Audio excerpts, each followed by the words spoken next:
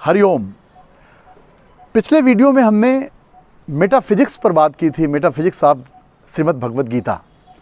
Metaphysics जब शब्द आता है तो इसका हिंदी में हम अर्थ ये सोचते हैं कि कोई ऐसी चीज़ जो फिजिकल नहीं है। ठीक है, फिजिकल नहीं है। देखें तो गीता कहने और सुनने का विषय नहीं है। कहते हैं भगवान के द्वारा गाया गया गीत गीता है। कहते हैं सारे उपनिषदों का सार श्रीमद् भगवद गीता है। गीता योग शास्त्र है, ब्रह्म विद्या है।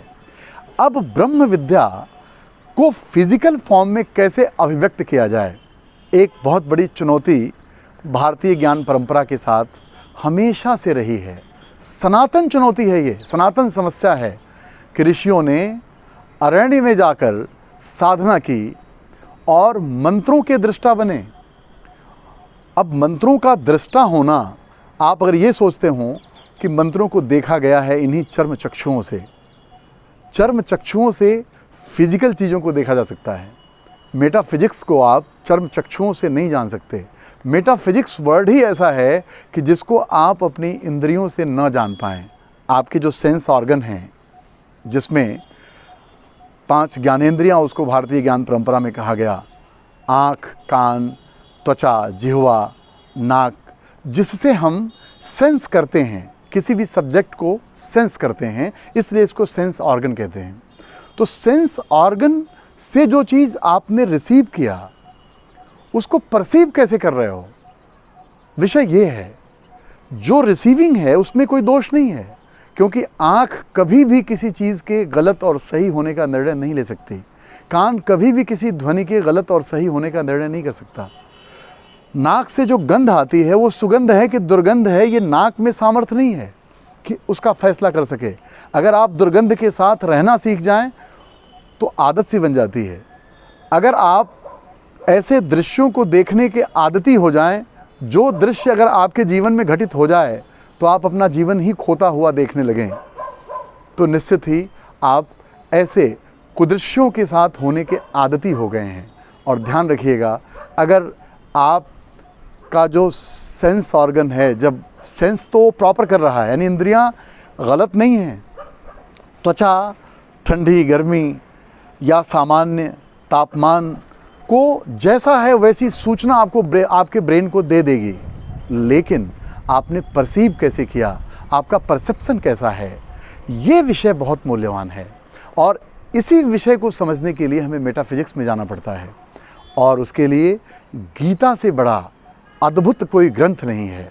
मैं तो ये कहूँगा कि अगर आप लोग मेरा साथ दें, मेरा साथ देने से तात्पर्य है कि मुझे अधिक से अधिक लोगों तक सब्सक्राइब करने में, कमेंट करें और अपनी समझ बताएं, तो मैं गीता के उन रहस्यों को भी उद्घाटित करने में ईश्वर की कृपा कहूँगा मैं। क्योंकि अगर मैं कहूँ कि मैं सक्षम हो गया हूँ या मैं ब्रह्मवेत्ता अपने आप को कहता भी हूँ, लेकिन शाब्दिक रूप से बैखरी वाणी में ब्रह्मवेत्ता कहना कहीं अहंकार का भी प्रतीक हो सकता है, तो मैं ऐसे प्रतीकों से बचना चाहता हूँ। लेकिन परमात्मा की कृपा से मैं अपने को आत्मयोगी कहता हूँ, तो आत्मदर्शन मुझे है।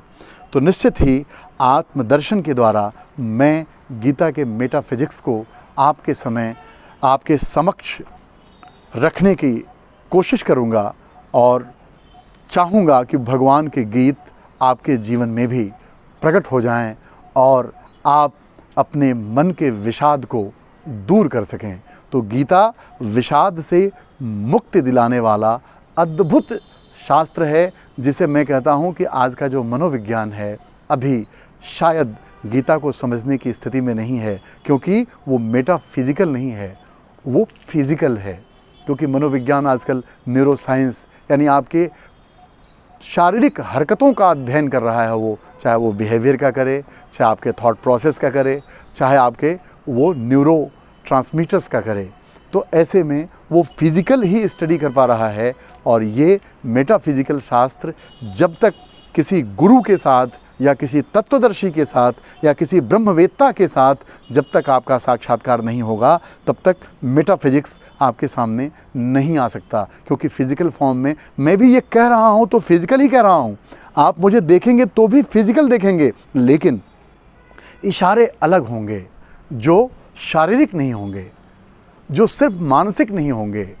वो शरीर और मन के कार्य करने की पद्धति पर आपका ध्यान आकर्षित करेंगे। जो अटेंशन डेफिसिट का मामला आता है लोगों की लाइफ में, वो दूर होगा। तो निश्चित ही आप लोग मुझे अपना प्रेम दें और मैं जो आत्मानुभूति मैंने की है उसके साथ आपसे जुड़ सकूं। इसलिए अधिक से अधिक लोगों तक इसे प्रसारित करें और लाइक दें और अपने विचार भी लिखें, अपने प्रश्न भी करें, ताकि उन प्रश्नों को लेकर के हम ये सीरीज़ हमेशा बढ़ाते रहें और हम आप तक पहुंच सकें। क्योंकि एक ऐसा माध्यम है विज्ञान का जो सहजता से आप चाहे कितनी भी दूर हों, हम आपके करीब हो सकते हैं। तो सारी दूरियों को मिटा देने का, इसीलिए इसे दूरभाष या दूरदृष्टा कह सकते हैं। ये जो दूरदृष्टि देता है कि आप दुनिया में कहीं भी हों, मुझे देख सकते हैं, मुझे सुन सकते हैं। अगर आपका प्रेम मिला तो निश्चित ही मैं अपनी जो तपस्या करके मैंने तत्वों को जाना है उसे आप तक प्रचारित और प्रसारित करता रहूँगा। धन्यवाद।